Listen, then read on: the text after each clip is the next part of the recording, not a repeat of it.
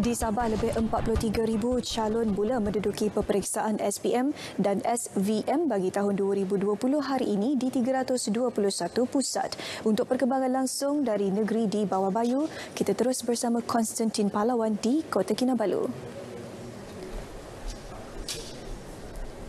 Terima kasih Syuhaida dan salam sejahtera. Seramai 36,432 calon peperiksaan sijil pelajaran Malaysia SPM dan 736 calon peperiksaan sijil vokasional Malaysia SVM di Sabah menduduki peperiksaan SPM dan SVM bagi tahun 2020 bermula hari ini sehingga 25 Mac 2021. Peperiksaan dijalankan di 314 pusat peperiksaan SPM dan 7 pusat peperiksaan SVM. Daripada 36,432 calon, seramai 1,297 terdiri daripada calon sekolah swasta, manakala calon persendirian seramai 1,682. Menurut Pengarah Pendidikan Negeri Datuk Dr. Misrin Radin, seramai 5,393 petugas terlibat dalam peperiksaan ini. Dari awal tahun lagi kita sudah bersedialah untuk memberi taklimat kepada petugas-petugas peperiksaan dan saya sendiri terlibatlah dengan memberi taklimat kepada pengetua-pengetua secara direct. Kita ada 221 pengetua dan kita berhubung secara langsung dengan pengetua-pengetua ini. Datuk Misrin berharap agar semua pihak mematuhi SOP ditetapkan Majlis Keselamatan Negara MKN bagi mengelak penularan COVID-19 sepanjang peperiksaan SPM, SBM dan semasa sesi persekolahan dibuka kelak. Beliau berkata demikian kepada media semasa meninjau calon SPM di Sekolah Menengah Lasal Kota Kinabalu. Sementara itu, Pengetua Sekolah Menengah Lasal Mary Magdalena Komiji berkata pihaknya akan memastikan bilik peperiksaan sentiasa disanitasi sebelum dan selepas peperiksaan dijalankan. Memang kita sudah buat sanitasi dan selepas setiap peperiksaan setiap hari itu akan dibuat sanitasi juga. Setiap hari? Setiap hari. Setiap kali ada peperiksaan mesti dibuat sanitasi. Ya. Disandahkan Pegawai Pendidikan Daerahnya Dalmansa Tahil memberitahu para pelajar yang mendiami kawasan pulau ditempatkan di asrama sekolah sepanjang peperiksaan dijalankan.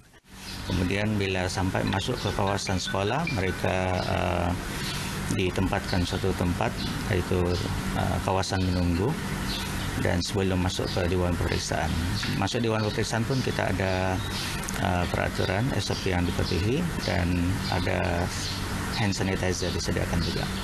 Seramai 3,873 pelajar menduduki peperiksaan tersebut di 19 buah sekolah di daerah berkenaan. Manakala 28 pelajar lagi menduduki peperiksaan SVM di Kolej Vokasional Sandakan.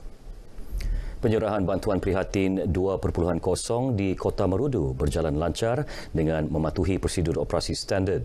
Seramai 10 orang daripada 883 menerima BPN 2.0 secara tunai daripada Kementerian Kewangan Malaysia melalui Jabatan Perbendaharaan Malaysia Sabah dengan kerjasama Pejabat Daerah, Lembaga Hasil Dalam Negeri dan Bank Simpanan Nasional. Bagus dan saya happy sekali sebab ini menandakan tu pegawai-pegawai tahu yang kita ini apalagi kalau musim sekarang ni susah mau keluar masuk dan kalau di bank susah mau susun dan yang tidak punya akaun punya ada inisiatif begini. Macam kami tiada akaun bank kan, dia orang punya urusan senang lah. Ya, jadi kita boleh pergi sini, biarpun tiada kita akaun bank kan, jadi kita boleh ambil melalui voucher. Semalam program sama diadakan di Matunggung melibatkan 62 penerima. Pegawai Kewangan Persekutuan Sabah Alan Abdul Rahim berharap program seterusnya yang dijadual sehingga Mac depan juga berjalan lancar. Jadi kerjasama semua ini penting, terutamanya pejabat-pejabat daerah juga dan juga unit kemajuan masyarakat UPPM Sabah dan juga SKN Sabah sendiri mengambil perhatian bahawa agensi kerajaan negeri juga akan berikan kerjasama sepenuhnya lah supaya program BPN 2.0 ini dapat berjalan dengan lancar pada tahun ini. Penolong Pegawai Daerah Kanan Kota Marudu Nahalan Haji Mehduna turut berpuas hati dengan pelaksanaan program berkenaan yang mematuhi SOP. Penyampaian BPN 2.0 berjalan dengan lancar. Semua agensi-agensi yang terlibat memberikan kerjasama yang baik. Kita juga telah memberikan penerangan yang sebaik-baiknya kepada semua penerima supaya mematuhi SOP COVID-19. Program yang disempurnakan Ketua Menteri Datuk Seri Panglima Haji Jinor ini turut menyaksikan penyampaian bantuan mesin chopper DVS, bakul makanan dan mokcek bernilai RM8,500 kepada Pusat Perkembangan Kanak-Kanak dan Veteran Angkatan Tentera Kota Marudu. Datuk Haji Ji turut melancarkan ejen basmi COVID-19 ABC-19 peringkat negeri Sabah sekaligus menyampaikan watikah pelantikan kuasa kepada agensi penggerak ABC-19 antaranya Agensi Pertahanan Awam APM, Jabatan Ikatan Relawan Rakyat Malaysia Rela, Kementerian Belia dan Sukan Sabah KBS dan Jabatan Perpaduan Negara dan Integrasi Nasional JPNIN Sabah. Seramai 287 individu yang menjalani kuarantin di rumah mendapat agihan bakul makanan secara pandu lalu yang dilaksana Pusat Kawalan Operasi Bencana PKOB Daerah Putatan sejak 6 Februari lalu. Agihan dikendalikan 10 individu terdiri daripada anggota Angkatan Pertahanan Awam Malaysia APM, Rela, Jabatan Kebajikan Masyarakat dan pejabat daerah Putatan. Bercakap kepada RTM di Putatan, Pengurus Jawatan Kuasa Pengurusan Bencana Daerah Putatan Zainuddin Haji Awang berkata, menerusi kaedah ini, mereka yang diarah menjalani kuarantin di rumah perlu mengemukakan surat kuarantin kepada petugas PKOB sebelum bakul makanan diagihkan.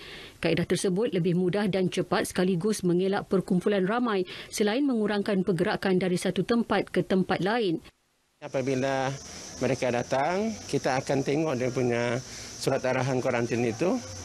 Kemudian kalau dia orang Putatan, kita akan cop sebagai tanda ia telah menerima, dan kaunter kedua pula dia akan mengambil barang-barang bantuan itulah, makanan tu.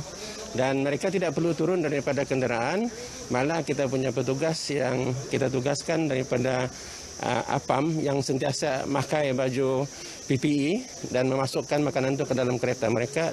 Agihan bermula 8 pagi hingga 5 petang waktu bekerja, manakala 6 pagi hingga 1 tengah hari pada hujung minggu dan cuti umum. Taman Asuhan Kanak-Kanak Taska, Taman Didikan Kanak-Kanak Tadika serta Tadika Swasta untuk beroperasi sejak 8 Februari menerima pelbagai reaksi.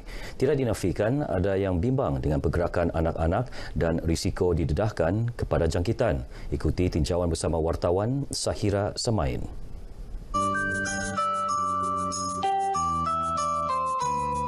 Tinjauan di Pusat Asuhan Tunas Islam Pasti Al-Amin Taman Millennium Kingfisher Kota Kinabalu mendapati SOP dipatuhi dengan baik.